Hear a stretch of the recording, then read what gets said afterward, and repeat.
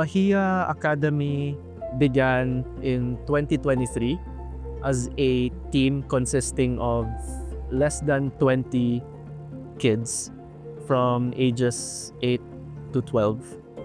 And we finally decided to pursue the idea of continuing with making Bahia as an academy, with our mission to provide young athletes a comprehensive football training program in which they can develop holistically. Pagpasok ko po sa Bahia del Sur, masaya naman, happy. Happy. Happy kay nakasulod po diri naka-try na yung kong private school. Maraming kaibigan. Happy po ako kasi marami akong nakitang friends. Tapos ang mga bata dere guys, naka-respeto. Naka-improve ako sa football. Mas mamaayo pa ka dere guys. Tapos na-improve ka, tapos happy. The values that we are trying to instill our students are leadership, professionalism, and sportsmanship. Bahia Academy is not only here to provide a football training program, but also to help the kids realize their true potential through their leadership skills as well.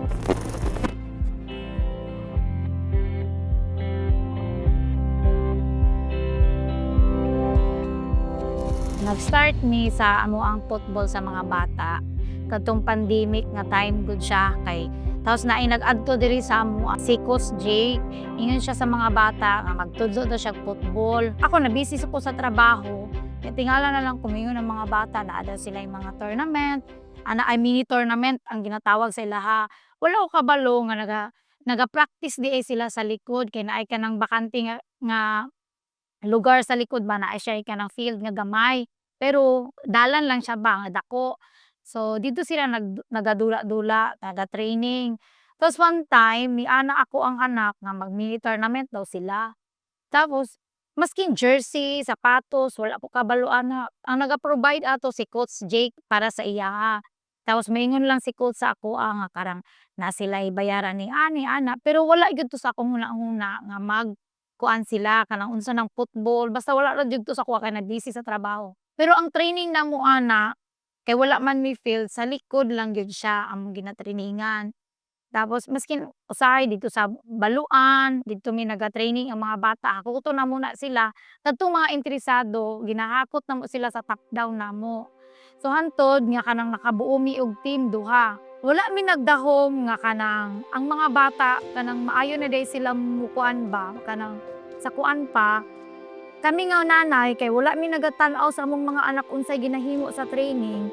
Dito na namo nakita sa Marvel ang abilidad nila. Dito po dako na anuhan nga na ay taga Jensen nga wala ko kaila sa iyahan. Niingon siya nga taga Jensen daw siya.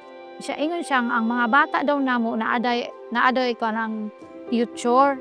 Wala po, usay but pasabot atong future.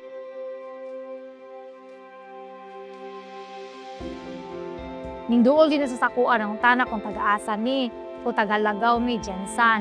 Kanya si coach, na future inyo ang mga bata ba? Na siya kay coach di ay siya sa mga bata sa mga football. Pagka pagka champion sa Marvel no, nauli na mi Jensen, siyempre proud mi nga na champion mi. So nahita kong paraan ko, sikog agi-agi dira sa Angels Field in Kulawin. Saan ka pagsulod sa Angels Field, anak ko? Nami kailang nga pare, nangutana mi kung kinsay duulan sa Angels Field.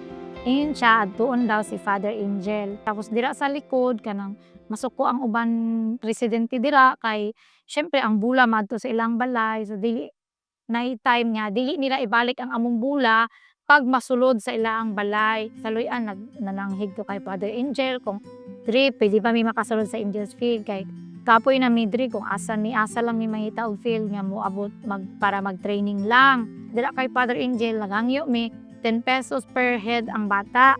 So lipay na mi kay nag 10 pesos lang per head. Nakasulod mi sa Angels Field na ilhan na mo si Coach Lowy. Tapos naanay mga uban na mga outsider nga mga player nga ginapasulod sa amua, ginapasulod ni Coach Lowy. Diri sa among team kay wala man kayo team ang mga bata sa uban nila, so ginapasulod sa amua. So one time nga si Luis kanang gipasulod ni Coach Lowy sa amo ang team. So dito mi nag-start sa Angels Field nga nakaila na mo si Luis nga perti kay kaputi nga, basta gwapo nga ingon sa akong anak nga wa man siya kay kinsa ingon siya nga Argentina kay ang jersey niya Argentina man. So ginatudloan niya si Luis ato nga time. Gitagaan pod may opportunity nga mo training sa magsaysay sa ilang field. So di ko kalimot ana nagpalit jud si Sir Basti og kanang mga bula tapos gi-prepare niya ang kanang goalpost para lang sa mga bata nga mag-training didto. So nalipay mi kay siyempre sa kadugay nga panahon nga lisod kayo walay field nga pwede matrainingan. So nalipay ko kay sa akong una ko na nag-future ang mga bata ba anak ko. Moto sige na training. So tanan mga bata musabay gina sa amo sa training. So dili siya nga kung interesado ang bata kanunay gyud na mosabay sa amo maski namang sa kinang top down sabay na siya. Nagpasalamat mi kay Sir Chris ato kay ingon siya nga kanang mo sponsor siya og jersey sa mga bata. Dako kaayong blessing sa amo nga ni abot si Luis sa amo ang team. Kay naa mi sarili nga field nga ginatrainingan ato sa magsaysay. Naa mi tournament kanang mo sponsor si Sir Chris, si Ma'am Pia, si Sir Basti og sakinan para sa mga bata.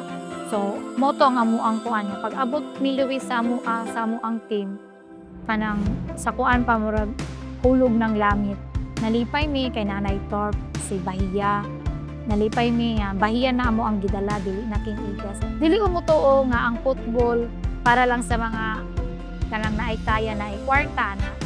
Kay diri sa amua sa tinuod lang diri sa amua pobre man gyud mi diri. Sa interesado lang gyud. Kung ang bata interesado masin unsa ka pobre kung interesado ang bata maayo siya sa skills tapos daghang opportunity nga maabot sa ilaha. Kay naamay mo ano sila og mga kami gani wala gani mi nagdaho. Nga nay mo offer sa amua si magsaysay nga miingon nga ang among anak varsity. So dako jud akong palipay nga ang tanang ginapangandoy nimo dili man sa imong paadto pero maadto sa imong mga anak. So mo na akong dakong kayong pasalamatan.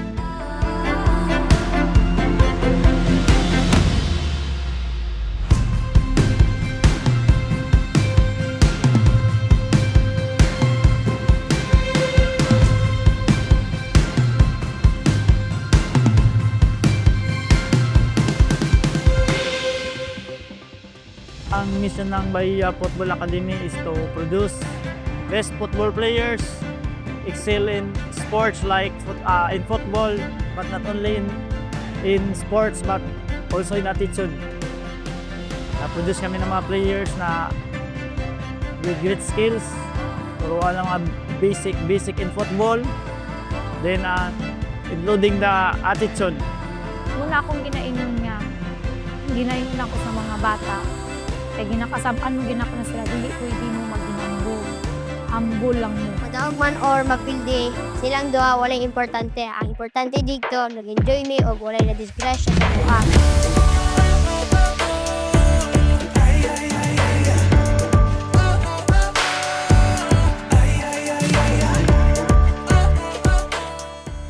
Next game, prepare. Bahia FC Blue kalaro Katanggawan A. Bali amo ang game karon is mag-focus lang gid mi sa development sa bata kay sa ingon ani nga edad kay inanglan pa gid namo sila og nga i-guide. So dili sa kay mi didto mag-focus sa kanang sa kung unsa mo ang ikuan sa ilaha nga game plans ta. Isa lang nga mabilin ha, isa lang mabilin. Si Banban or si Kuan, Areo. So klaro na ha, klaro na.